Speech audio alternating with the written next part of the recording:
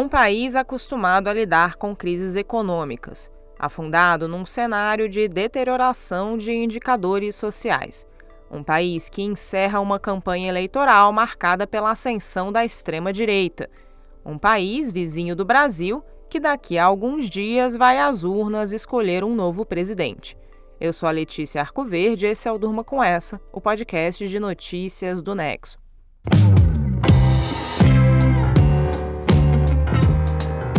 Olá, eu sou a Aline Pellegrini e estou aqui com a Letícia para apresentar esse podcast que vai ao ar todo começo de noite, de segunda a sexta, sempre com notícias que podem continuar a ecoar por aí. Terça-feira, 17 de outubro de 2023, última semana da campanha eleitoral na Argentina. A população vai às urnas no próximo domingo para escolher um novo presidente do país que hoje é governado por Alberto Fernandes, alinhado à esquerda. Se houver segundo turno, a nova rodada de votação será 4 semanas depois. A disputa acontece em meio a uma crise econômica de longa data, com o agravamento de problemas crônicos como a inflação e o desequilíbrio cambial, além de altos índices de pobreza. A maioria das pesquisas de intenção de voto coloca em primeiro lugar o candidato de extrema-direita Javier Milei, que foi o mais votado em 13 de agosto nas primárias, uma etapa eliminatória da sucessão argentina. Fala-se inclusive da chance dele vencer no primeiro turno. Quem mais aparece como segundo colocado nos levantamentos é Sérgio Massa, que é o ministro da Economia do atual governo, que é herdeiro do peronismo. Depois vem a conservadora Patrícia Bullrich, ligada ao ex-presidente Maurício Macri, da direita tradicional. O jornal uruguaio El Observador analisou 7 pesquisas e 5 delas traziam esse quadro.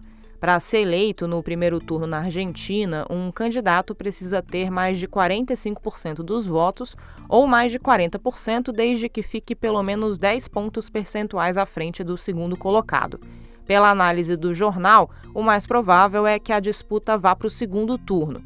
A dúvida é quem vai estar nele. Vamos então falar desses 3 principais nomes, começando pelo candidato do atual governo. A Argentina está saliendo de una crisis, tal vez la peor de los últimos 20 años, y lo peor ya pasó. Você ouve aí o Sérgio Massa na sua fala final do segundo debate eleitoral, realizado no dia 8 de outubro.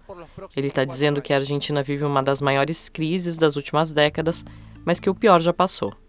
O Massa é advogado, tem 51 anos e é ministro da Economia do governo de Alberto Fernandes desde meados de 2022. É um político que transita entre a centro-esquerda e a centro-direita.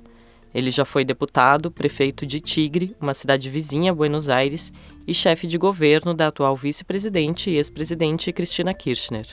O Sérgio Massa é o candidato do peronismo, a principal força política argentina.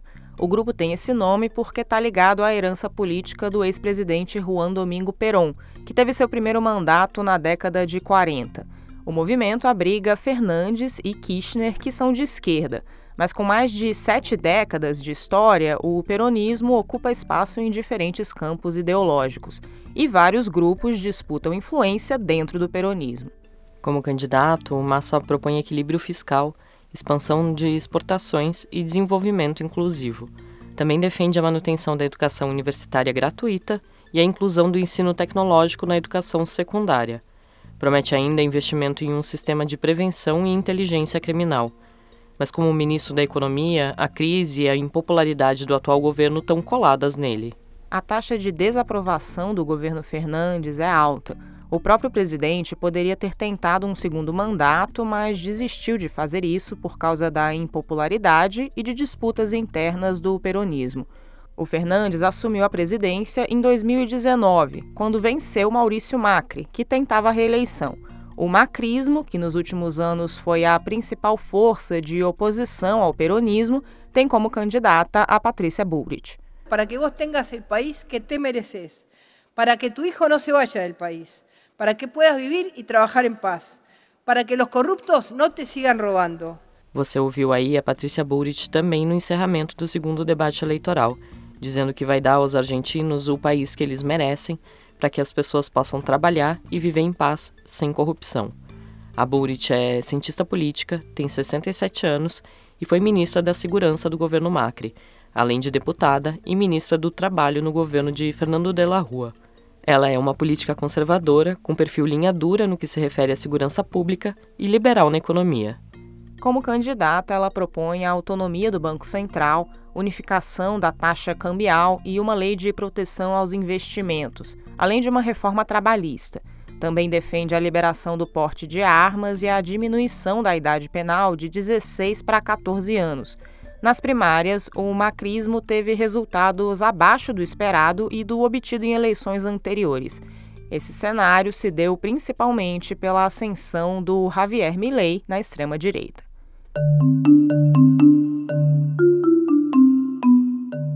O Javier Milei foi a grande surpresa das primárias argentinas de um jeito parecido ao que o Brasil viveu em 2018, quando Jair Bolsonaro desbancou candidatos conhecidos, se colocando como outsider da política tradicional.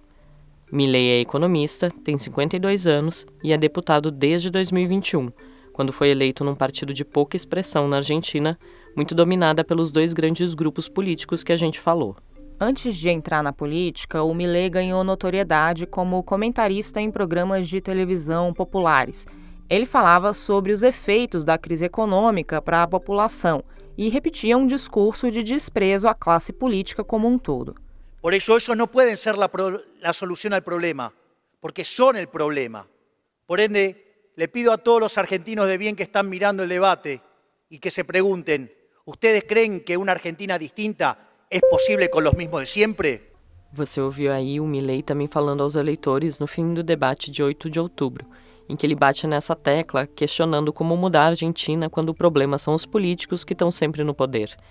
Ele se define como anarcocapitalista, que é uma linha ultraliberal que defende a abolição do Estado. Entre as propostas dele estão a privatização da saúde e da educação, cortes de gastos públicos, diminuição de ministérios praticamente pela metade, liberação do porte de armas, permissão da compra e venda de órgãos humanos, a dolarização da economia argentina e o fim do Banco Central. Como candidato, ele ostenta uma retórica contra o comunismo e contra a legalização do aborto. Ele também é um negacionista das mudanças climáticas. Num outro debate presidencial realizado no dia 1º de outubro, ele minimizou as ações da ditadura militar que governou a Argentina entre 1976 e 1983 e usou um número subestimado ao falar de mortos e desaparecidos no regime. A Argentina é tida como o país latino-americano mais bem-sucedido no julgamento de crimes durante a ditadura e puniu militares de alta patente com prisão, o que não aconteceu no Brasil, por exemplo.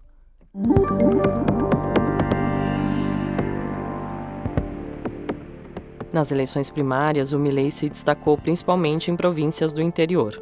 A capital Buenos Aires tem dado preferência para a direita macrista nessa eleição, enquanto na província que fica no seu entorno, quem saiu na frente nas primárias foi o governista Sérgio Massa.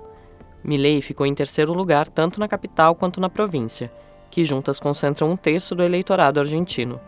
Muitos analistas políticos consideram que o voto no deputado de extrema-direita reflete uma insatisfação contra a política tradicional centralizada em Buenos Aires.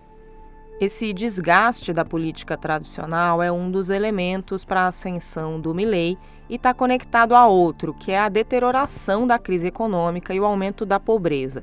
A Argentina vem de 3 governos, a Cristina Kirchner, o Maurício Macri e o Alberto Fernandes, que apresentaram resultados econômicos e sociais entre regulares e ruins. O principal símbolo da crise econômica é a inflação, um problema crônico da Argentina que nos últimos anos chegou a níveis descontrolados. Em 2023, a inflação acumulada em 12 meses atingiu os 3 dígitos, ou seja, mais de 100%. Essa crise econômica remonta à dificuldade crônica da Argentina honrar os pagamentos da dívida externa. As contas públicas do país fecharam todos os anos entre 2010 e 2022 no vermelho. Outra frente importante da crise é o câmbio muito desfavorável para o peso argentino, com várias cotações do dólar no mercado paralelo. A crise também é social. A pobreza ultrapassou o patamar de 40% em 2022 e 2023. A alta descontrolada de preços também levou a mobilizações contra o governo, tanto pela direita como pela esquerda. As trocas de ministros se tornaram frequentes, contribuindo para a instabilidade do governo Fernandes. Enquanto Massa e Bullrich prometem soluções mais tradicionais para a crise, ele mais à esquerda e ela mais à direita, O Milei tem propostas radicais que tentam dar respostas simplistas para problemas complexos. Ele não sabe explicar, por exemplo, como promoveria sua proposta de dolarização da economia, que é um processo que especialistas na área veem como impossível de se concretizar na Argentina. Os planos dele para a área assustam o mercado e a perspectiva de que ele possa ganhar a eleição fez o dólar disparar, o juros subir e o preço de ativos argentinos no mercado financeiro se desvalorizar. A possibilidade de Milei liderar e talvez vencer a disputa presidencial cria uma situação inédita na história política argentina, que sempre foi dominada por dois grandes campos. É uma história também marcada por uma constante de crises econômicas e seus efeitos duros para a população.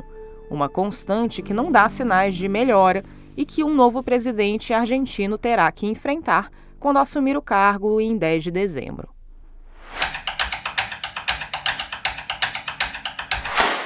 O primeiro-ministro de Israel, Benjamin Netanyahu, tem enfrentado níveis baixos de popularidade desde o ataque do grupo extremista palestino Hamas a Israel em 7 de outubro e a resposta militar na faixa de Gaza, que inclui a convocação de um número recorde de reservistas e uma iminente ofensiva terrestre. O Marcelo Montanini está escrevendo sobre o tema. Marcelo, o que caracteriza a opinião pública em relação ao governo de Netanyahu em Israel? O ataque do Hamas em 7 de outubro pegou muita gente de surpresa, inclusive o próprio exército israelense, que é um dos mais bem equipados e bem treinados do mundo. Uma pesquisa divulgada em 12 de outubro pelo jornal Jerusalem Post aponta que para 94% da população o governo tem responsabilidade no ataque.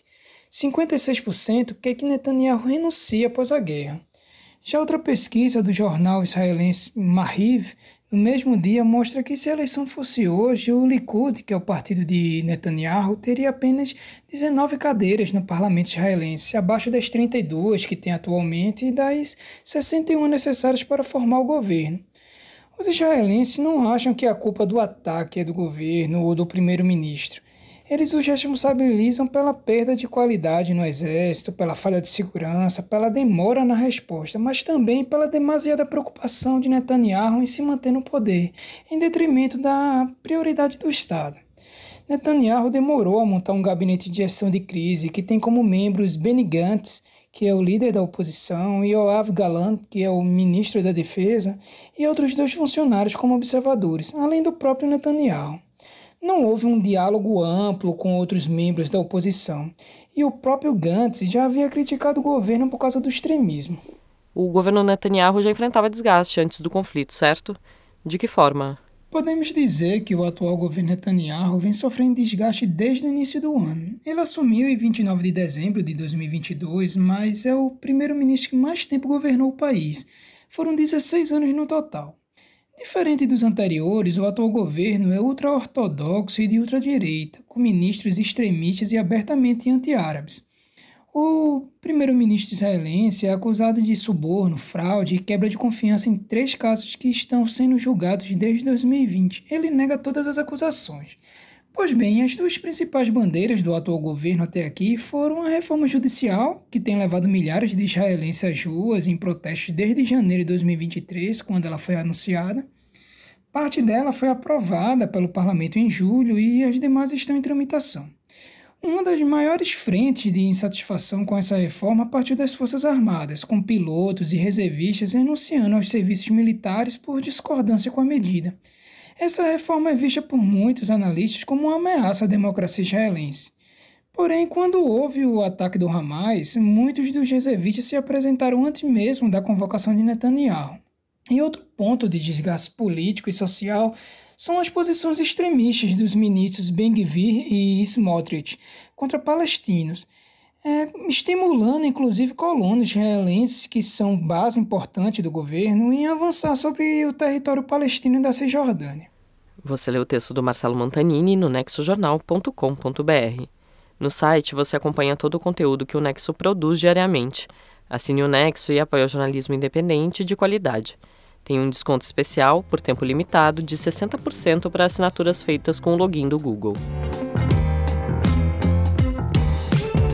Da disputa eleitoral na Argentina, à impopularidade do primeiro-ministro de Israel, durma com essa. Com roteiro, apresentação e produção de Letícia Arcoverde, apresentação de Aline Pellegrini, edição de texto de Conrado Corsaletti, participação de Marcelo Montanini e edição de áudio de Pedro Pastoriz, termina aqui mais um Durma Com Essa. Amanhã tem mais. Até!